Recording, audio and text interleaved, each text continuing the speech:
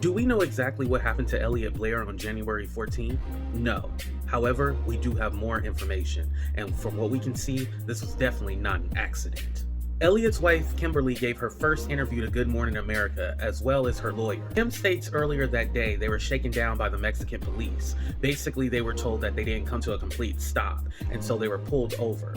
When the police tried to bribe them for more money, Elliot initially refused. What they end up doing was giving the police their last $160 that they had on them, and then they were able to go about their business. However, Kim did point out something. They did reveal where they were staying in Rosarito.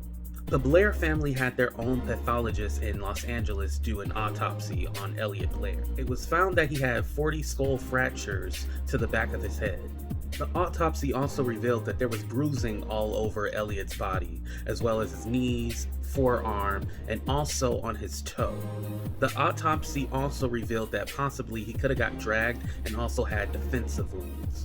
Mexico had determined was Elliot was obviously drunk and fell off the balcony in the walkway.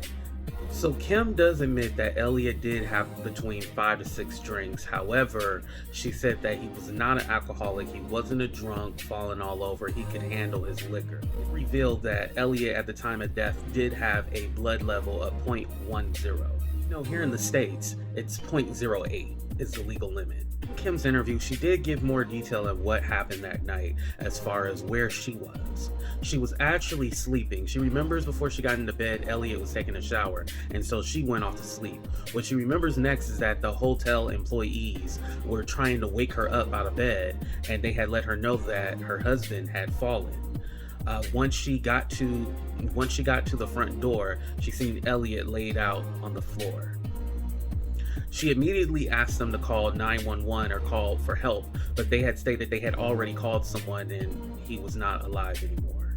According to ABC, the timeline goes as follows. At 12:35 a.m., Elliot was watching a video on Instagram. Then at 10:50 a.m., the paramedics were called.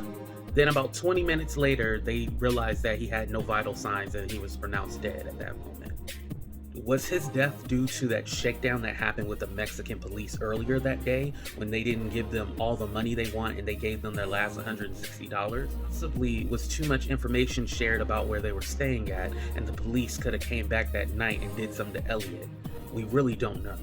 Possibly could have been one of the staff members at the Las Rocas Resort and Spa. All we know is this time is that Elliot and Kim should have been celebrating their anniversary. However, their anniversary turned into a tragedy. We do hope the Blair family does get justice. Thank you for watching.